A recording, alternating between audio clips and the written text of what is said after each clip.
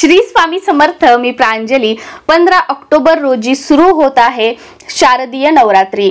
तर बऱ्याच जणांकडे घटस्थापना केली जाते. बरेच जण असे आहेत की त्यांच्या गावी घटस्थापना केली जाते.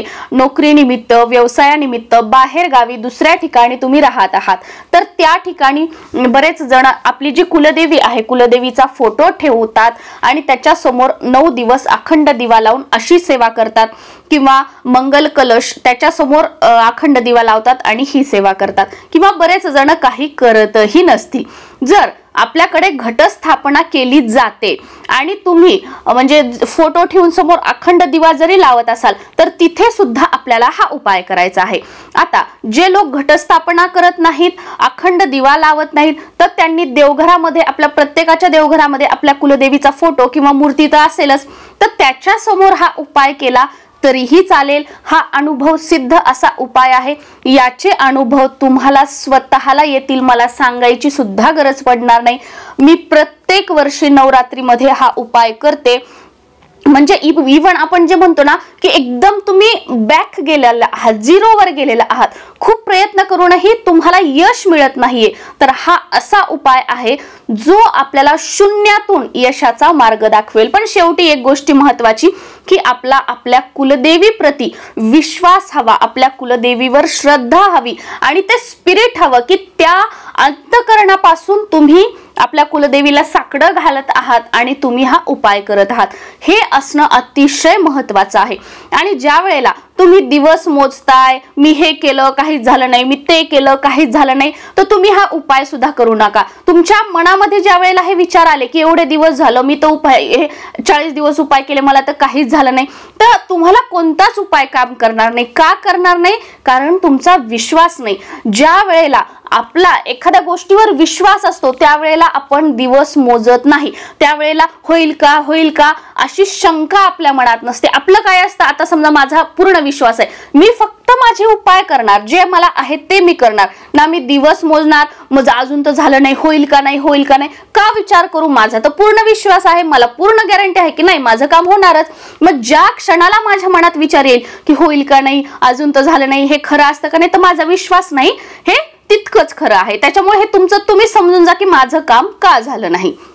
आता हा सर्वात साधा आणि सोपा उपाय आहे. तुमचा उद्योगधंदा व्यवसाय चालत नाहीये, तुम्हाला नोकरीमध्ये यश मिळत नाहीये, स्वतःचं घर होत नाहीये, धनप्राप्तीचे मार्ग खुले होत नाहीयेत, मुलांना नोकरी लागत नाहीये, घरामध्ये आजारपण आहे ते सुटत नाहीये, बरकत नाहीये, म्हणजे काहीही असू द्या, या क्षणाला प्रत्येकाचे प्रश्न, प्रत्येकाचे प्रॉब्लेम्स वेगवेगळे असतात. तुमच्या आयुष्यामध्ये काहीही प्रॉब्लेम असू द्या, याचा अनुभव तुम्हाला 100% येणार म्हणजे येणार. कोणताही प्रॉब्लेम असू द्या. आपण आता घटस्थापना केली त्यावेळेला काय करायचं, 2 विड्याची पानं घ्यायची. 2 विड्याची पानं घ्यायची, ज्याला नागवेलीची पानं म्हटलं जातं. एकावर एक 2 अशी 2 विड्याची पानं घ्यायची आहेत. त्या विड्याच्या 2 पानावर आपल्याला 2 लवंगा घ्यायच्या आहेत. समोर फूल असलेल्या 2 लवंगा घ्यायच्या. 1 इलायची घ्यायची, हिरवी इलायची जी असते, ज्याला बरेच जण विलायची सुद्धा म्हणतात, वेलदोडा सुद्धा म्हणतात, तर ती 1 हिरवी इलायची घ्यायची आहे. आणि थोडासा मध घ्यायचा आहे. मध म्हणजे बघा अगदी आपण 2-3 थेंब असं घेऊ शकतो. ते पान आपण घेतलं, त्याच्यावर 2 इलायची ठेवल्या, 1 इलायची ठेवली, 2 लवंग ठेवल्या समोर फुल असलेल्या, आणि थोडासा मध आपण त्याच्यावर अगदी म्हणजे मधाच्या बॉटल मधला चमचा मधला मध घेतला, त्याच्यावर आपण ठेवला. त्यानंतर आता आपल्याला काय करायचं आहे, तुमची जी कोणती कुलदेवी असेल त्या कुलदेवीचं स्मरण करायचं.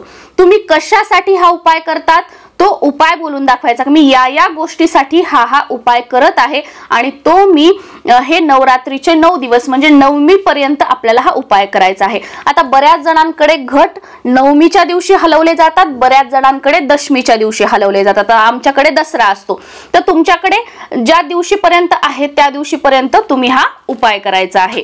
हे घ्यायचं, आपल्या कुलदेवीचं नामस्मरण करायचं, जी काही मनोकामना आहे ती बोलायची आणि घटाच्या उजव्या साईडला आपल्याला हे जे पान आहे देठ त्या घटाकडे करायचं आणि त्या पद्धतीने हे ठेवायचं आहे.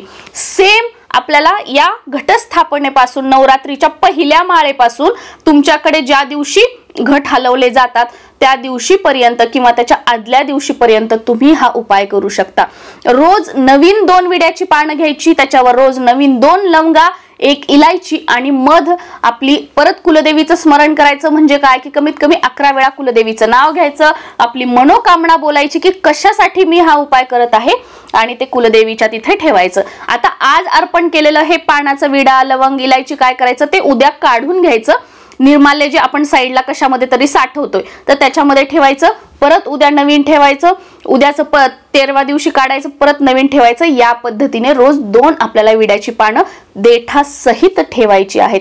हा अत्यंत साधा, सोपा, सरळ, प्रत्येकाला करता येण्यासारखा आणि 100% रिझल्ट देणारा असा विड्याच्या पानाचा, नागवेलीच्या पानाचा उपाय आहे। तुम्ही नक्की करा, याचे अनुभव तुम्हाला येतील। बघा, लवंग, इलायची आणि विड्याचं पान हे माता लक्ष्मीच्या पूजेमध्ये असेल, हवनामध्ये असेल, कोणत्याही कार्यामध्ये देवीच्या हे वापरलं जातं आणि हे देवीला प्रसन्न करून घेण्यासाठी अतिशय प्रभावी अशा या गोष्टी मानल्या जातात। त्यामुळे आणि हे आपल्या घरामध्ये अवेलेबल असतातच असतात।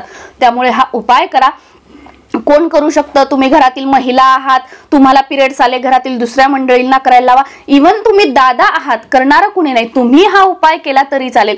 कुलदेवी आपल्या सगळ्यांची आहे, कुलदेवी आपली आई आहे आणि आपल्या आईसाठी हा जो उपाय आहे तो कोणीही करू शकतं। त्यामुळे साधा सोपा। आता कधी हे ठेवायचं तर सकाळी, रोज सकाळी आपली आंघोळ झाली की आपण जेव्हा पूजा वगैरे करणार, दिवा वगैरे व्यवस्थित करणार, आरती वगैरे या सगळ्या गोष्टी करणार की त्यावेळेला आपण हे करायचं आहे। श्री स्वामी समर्थ।